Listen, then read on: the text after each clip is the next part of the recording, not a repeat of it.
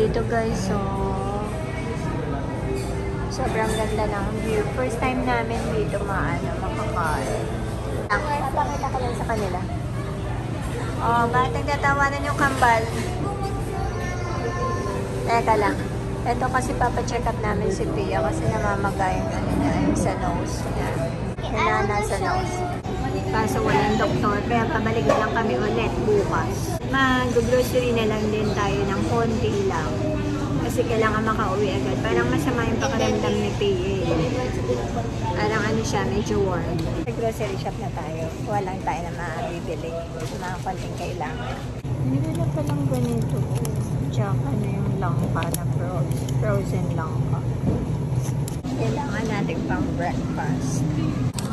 Para sa pangbaon ng mga bata. Gusto nila tinapay. And that's good. That's good. The eggs walang malaki. Puro maliliit. Grabe yung ano ko, siopaw. Ang laki. Jumbo. Meron naman din ganito lang. Ay, may corn tuna, oh. Tingnan mo, may croissant na dito, oh. Pero hindi tayo papayag at hindi tayo nakakagawa niyan. Gawa tayo niyan. Ayan, ito daw na longganisa. Kuha tayo nito ng dalawa nito. Sorry po. Maliit ang ating card. 1/4 yan?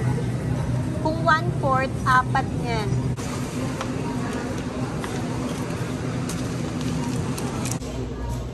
Oh. Ang pinaka-importante. Sige, yung mga dalata. Next time na lang kayo.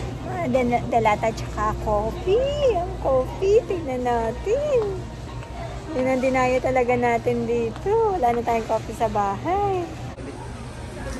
Walang granules. Ganito lang.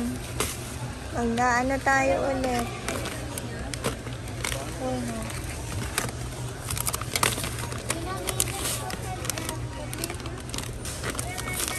Ito na lang.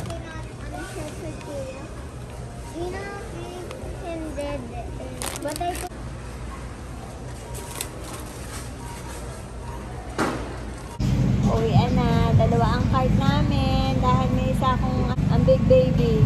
Pantry refill lang halos yung mga napamili ngayon tsaka prutas ang bata. Nasa bahay na kami. Kaya lang, check ko lang kung makaka-haul tayo kasi magluluto na ako and si Pia ay masama yung pakiramdam. So, bigat. Ito lang, grapes. Sana lang natin dito. Apple, grapes. Strawberry pala to. Kiwi, and kamatis. Sibuyas, kalamansi. Munggo na matagal na namin gustong kainin ito. Iluto pala. Ito pang sa baking and sa ulam. Cornstarch. Mga delata. Okay. Meron pa din ng mga delata. Kita. Yan. Magkakadelata tayo. 2 meters. Ilagay mo ng lata. Wala na, puro grab lang. Wala na. Oo, nakaharap ka. Kaya nga. Yung mga delata. Ito yung mga pangbaon ng bata. Bread na, ito raisin bread, masarap to ng puwa-puwa. Wala nung bread na gusto namin lahat eh. Monde with sa SNR ko tayo. Iba't ibang bread yung pinuha ko. Ito yung puwa-puwa na everyday bread. Ayan, dalawa yan. Wala silang egg na yung malaking pack. Sa ibang supermarket na lang natin kunin yung ibang wala dito. Ito, tusina pang breakfast and pang baon din. Tig-dalawa lang ito na total na 1 kilo. Longganisa na ganito, yung hindi skinless and yung skinless na longganisa. Ito ang drinks na binili lang nila. Ito lang yung mga pwede rin nila na pang baon. Coffee mate, baka naman. Coffee mate, kayo dyan. Granules, great taste granules, baka naman. Wala na individual pa kaya ganito lang. Nestle cream all-purpose cream, baka naman din. Dahil magkaiba to ang Magnolia yung isa. Ito pa, Mamacita Yan ang mga ano eh. Regular items ni Majo yan sa kusina. Yan. Mga hindi nawawala. Kaya lang maliit lang kasi inaamag. Kaya maliit lang. Isasala. Ito din, maling. Sola. Pipia. San Marino, baka naman San Marino, araw-araw na kami magiging tuna na kami dito. Magkakaroon na ng kalis. Eh, ano ito binili ko na neto ngayon? Nasa 10 na. Corn beef. Mabilis kasi itong lutuin, guys, diba? Panghalo sa itlog, ganyan. Oo, halo-halo ka lang ganyan. Breakfast agad. Mahalaga kasi breakfast sa atin, guys. Yeah. Mag-breakfast ka ng mga 2 p.m. Ang importante nun. Sustansya nun. Ay, ito cream cheese sa pancake o sa tinapay na baon ng mga bata. May mga pasulpot na juice, gano'n. Goya.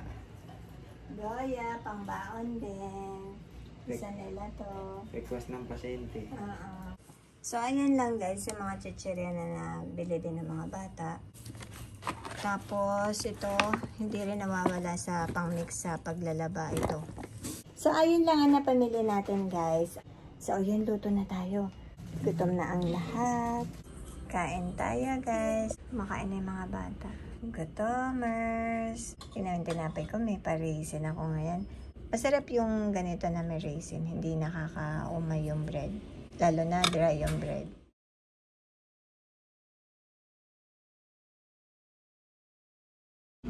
Good morning!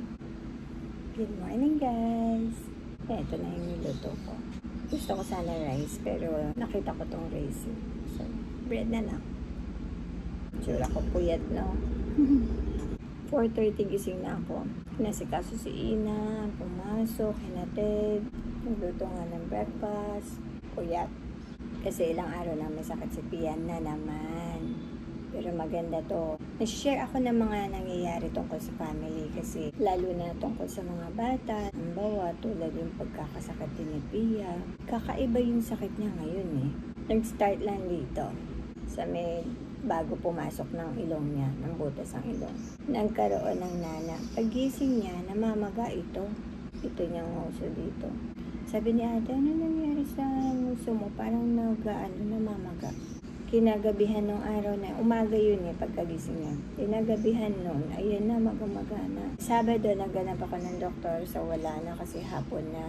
Yung araw na nalaman namin na mamaga siya kasi ang bilis ng pagkamaga. Kinabukasan Sunday yun. Natsyempohan namin yung doktor na gusto ko, si Dr. Cinco. Pedia yun. So, ayun nga, chinek siya lahat. Walang ubo, sipon. Alam mo ba kaya nagmamadali lagi ako pag may nana sa mukha? Kasi napakadelikado sa mukha ng bata ang may nana kasi napakanipis pa daw ng muscles para maprotektahan yung brain. In short, mabilis pumunta yung infection sa brain ng bata. Kasi nagkaroon na rin ng history si Pia nung maliit siya. Nagkaroon siya dito ng nana din. Infection din. Sensitive si Pia eh, sa balat. Ang bala ko lang check up. Agad-agad siyang kinonfine. Namamaga yun dito din. Kaya ngayon na nagkaroon siya ng dito na maga. Agad ko din siyang pina-check up. So, ayun, binigyan naman siya ng antibiotic na for 7 days. Pero, kailangan niyang magpa-check sa pediatric dentist. So, ayun yung gagawin namin ngayon. Pero, syempre, alam mo naman mga hospital, masyado silang stricto sa camera. So, hindi tayo makakapag-camera. Pupunta kami sa, nag-make ako ng appointment ngayon sa Medical City. Pediatric dentist yun. Kasi, yung mga ngipin na nakita nung unang pedia, sabi niya, itry mo pa-check siya sa pediatric dentist kasi baka cause ng hindi paglabas ng mga ngipin niya. Yung temporary teeth niya, hindi lumalabas. Naglalabasan na yung mga permanent teeth niya dito sa gums. Baka nagkukos ng ganun. And uulit yung pamamaga kung saan-saang part. Yun yung tingnan natin kung ano yung magiging diagnosis ng pediatric dentist. Ayaw nga niya magpa-vlog, ayaw niyang i-video ko siya kasi nasa stage na siya ng puberty eh. So, nahihiya na siya, may feelings na siya na gano'n. So, okay lang sa akin yun eh, nire-respeto ko naman yung ano ng bata, yung gusto ng bata. Kain tayo. And kape. Ayan na guys. guys, nagmamadali na tayo. 11 AM ang appointment. Ano na? 9:45. Sunscreen yun nilagay ko.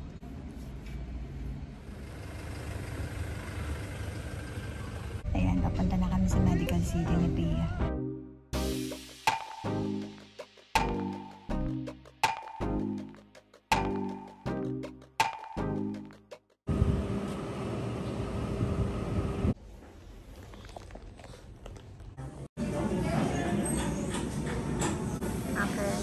Boss ni Garman ha?